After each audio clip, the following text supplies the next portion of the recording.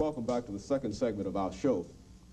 The topic tonight is Nashville's public housing, and we're talking to Mr. GNicely, who is the Executive Director of the Metropolitan Development and Housing Agency. And we've been joined in this second segment by Mr. EBurley, who is one of the managers of the MDHA. As a matter of fact, he's a manager of Tony Sudicum Homes. And let me welcome you, Mr. Burley, to the show. Thank you, Dr. Haney. Mr. Burley, we mentioned the fact that you are the manager of Tony Sudicum's Homes, and I think that most of Nashville is aware of that area primarily because of some recent violence that occurred over the Halloween period. And for the most part, what we'd like to do today is to solicit from you some information in reference to what you consider to be the cause of such disturbances, and to give us some information about living and day-to-day operation in one of the major areas, project areas in Nashville. Thank you, Dr. Haney. One of the major things in public housing is the MDHA, Metro Development and Housing Agency, is to provide people with decent, safe, and sanitary living. As you know, we've had problem out of outsiders coming in. We've had problem out of people violating the lease. This is one of the major causes of the problem that we are now facing with. As we all know and can attest to the fact that we had some problem over there during the Halloween, vandalizing, burglarizing, burning, this sort of thing. So these are some of the nature of the problem that we have to deal with as a manager for MDHA on a day-to-day basis. Mr. Nicely, would you say that that is typical of the project areas in Nashville, what Mr.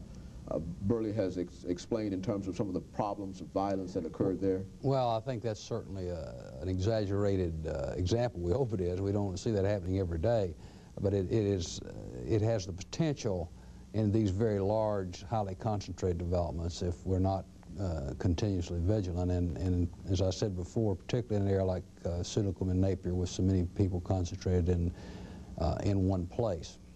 Mr. Burley, as the manager, what are your responsibilities in terms of dealing with that? Well, we have day-to-day operation, and one of the main responsibilities is to try to house people. We have a lot of people that are now living on the streets of Nashville, and we have people that are in housing that are not suitable.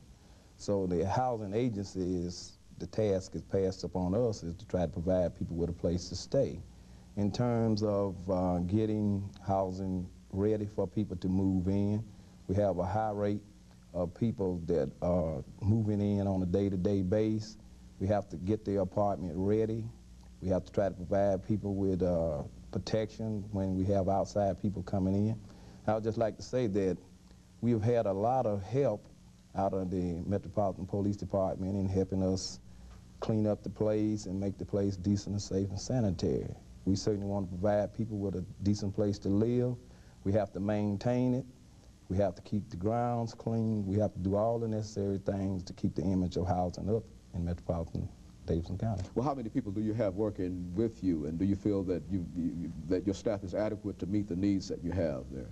Yes, I think we have an adequate staff to meet the needs. We have some 10, 12 maintenance workers. We have a housing office manager. We have a social worker.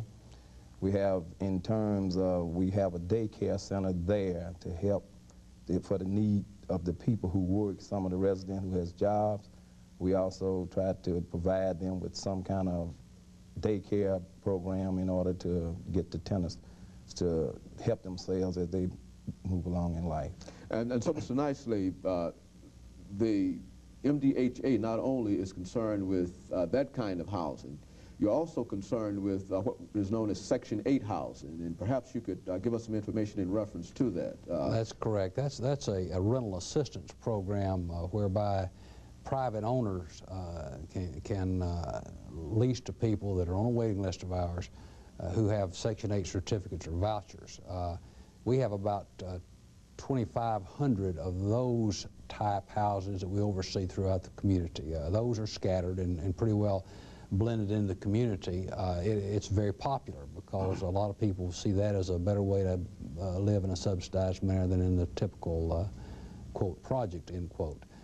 We've not gotten a lot of additional units in the last few years. We could use a lot more. The waiting list there is even larger than for low-rent housing. It's about 2,000 now. We haven't even been taking applications for several years. Well, that was one of the reasons that we raised that question in terms of what Mr. Burley was saying. That is, to demonstrate, to show that there were a variety of types of housing, not only public, but an attempt to try to at least subsidize private housing. That's correct. That's correct. And at the same time to come to this statement, recognizing that these are efforts, and they are fine efforts, but we're supposed to be some 10,000 units short in this city alone. Now, whether those figures are exaggerated figures or not, but those are some of the figures that some organizations are using, indicating the tremendous housing shortage that we have in Nashville.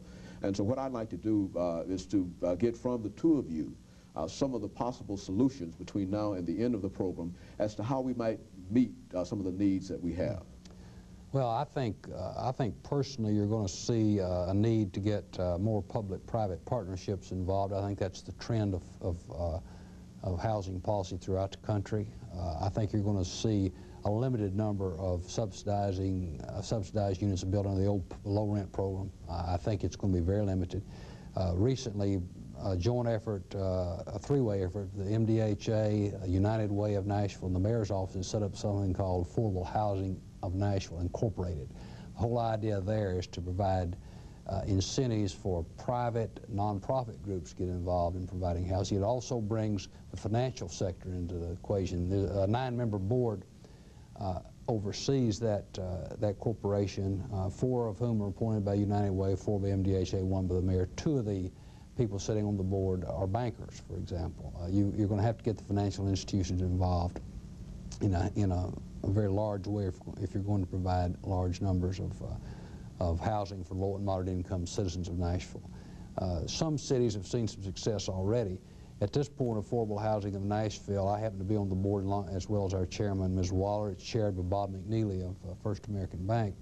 But at this point, we're close to hiring our first executive director who would come on board and begin to spearhead this effort. Very good. Mr. Burley, one of the problems that we've had in all of these developments is the problem of drugs and substance abuse. And what we'd like to do is to talk about that and some of the things that we might be able to do as a community to eliminate that as a real problem in public housing in Nashville, not only in public housing, but everywhere. And we certainly recognize that these problems are not problems that are confined to public housing, but simply because of the recent events, it did sort of highlight public housing. And so during this next segment, we want to talk about drugs and substance abuse and how we might be able to deal with that as a problem. And we'll be back with you following this commercial break.